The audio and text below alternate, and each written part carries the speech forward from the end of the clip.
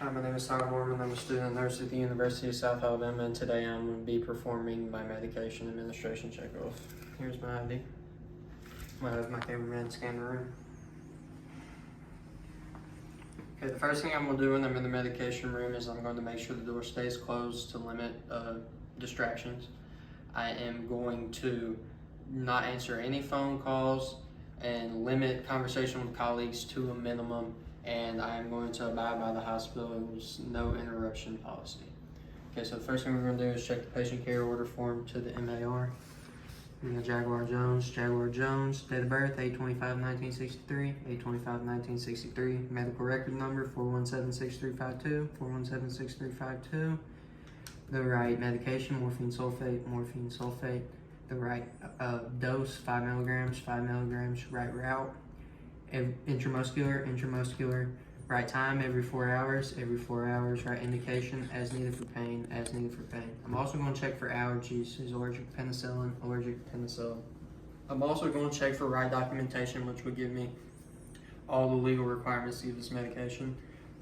Okay, so now I am going to set the patient care order form to the side, and I'm going to wash my hands, and I'm going to start my first check of the 7 rights. So we got Jaguar Jones, date of birth 8/25/1963, medical record number 4176352, medication, morphine sulfate. The expiration date is 12/20/25, which means it's still good.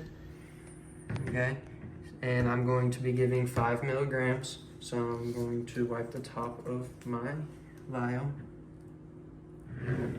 This medication is dosed at 10 milligrams per milliliter, so I'm going to be giving half a milliliter. So I'm going to get my syringe and my blunt cannula, and I'm going to attach while maintaining sterility. In giving 5 milligrams, like I said, I'm going to be giving half a milliliter. So I'm going to draw half a milliliter of air back into my syringe.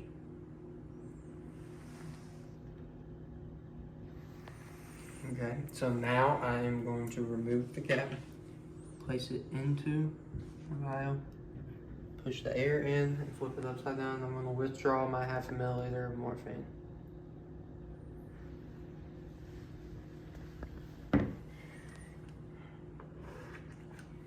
Here's my half milliliter of morphine.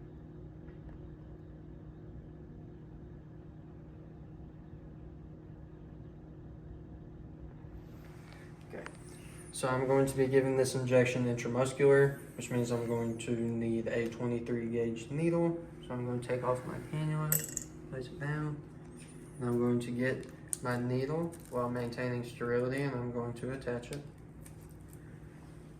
So that's for my intramuscular injection every 4 hours. It's been 4 hours since the medication was last given, as needed for pain. And I'll also check the documentation again to make sure that all the legal requirements are there. Okay, so now I'm going to start my second check of the 7 rights. So I got Jaguar Jones, date of birth 8/25/1963, medical record number 4176352. I'm giving morphine sulfate, 5 milligrams. This is dosed at 10 milligrams per milliliter. So I have half a milliliter. Intramuscular, I have the syringe or the right needle attached for intramuscular injection every 4 hours. It's been 4 hours, and as needed for pain. And I'll also check the documentation again to make sure all the legal requirements are there. So here is my syringe again. Okay. So now I'm going to make a label for my syringe.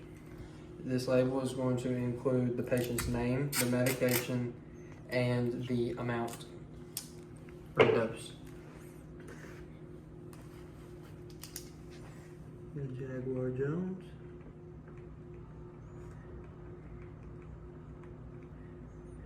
Morphine sulfate.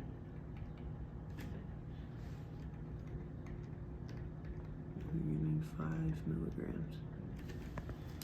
Okay, so I'm going to get my label and I'm going to place it onto my syringe. Here's my label. I'm going to put it on my syringe, making sure not to cover up the medication.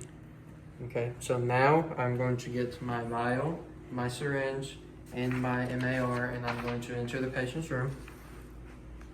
I'm going to wash my hands, And then I'm gonna do my third check of the 7 rights. So my third check, we got Jaguar Jones, we'll get his wristband. Jaguar Jones, date of birth 8/25/1963, 8/25/1963. Medical record number 417-6352, 417-6352. Allergic to penicillin, allergic to penicillin. Now we're going to check again my morphine on my vial, morphine sulfate, and also on my syringe, 5 milligrams. And this is dosed at 10 milligrams per milliliter, so I should have half a milliliter, which I do. Intramuscular, I have the right needle and syringe attached for intramuscular injection every 4 hours. It's been 4 hours since the last dose, and as needed for pain. And I'll also check the documentation again for all the legal requirements. Now I'm going to assess my patient to make sure that I can give him this medication. I'm going to assess his blood pressure, I'm going to assess his respiratory rate, and I'm also going to assess his pain scale to make sure he needs this morphine.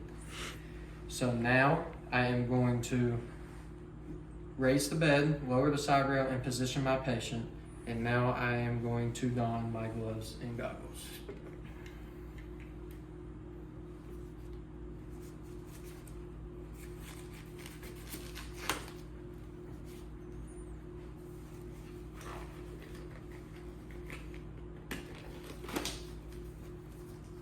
Okay, so now I will be giving this intramuscular injection in the ventrogluteal site. The ventrogluteal site is located on the leg. I'm going to place my palm of my hand on the greater trochanter and have my first finger pointing towards the anterior superior iliac spine and my middle finger pointing towards the iliac crest. And in that V is where I will give the injection. I will palpate that area to make sure that it is muscle and I do not feel any bone.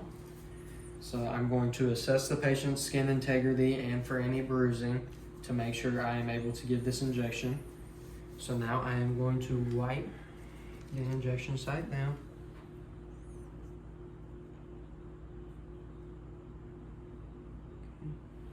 Now, being an intramuscular injection, I'm going to be giving this injection at 90 degrees.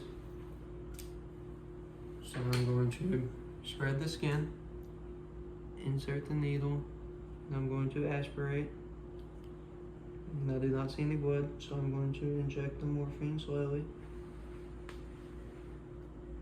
Pull the needle out, place it in my sharps container, and I'm going to apply pressure to the site, but I will not massage it. After I do that, I'm going to assess for any allergic reaction, and I'm going to remove my gloves and my goggles. I'm going to lower the bed, raise the side rail, reposition my patient, and I'm going to leave the room and document, and I will come back in about 30 minutes to make sure that his pain is resolved and that there is no reaction to the medication. And that is the end of my medication administration.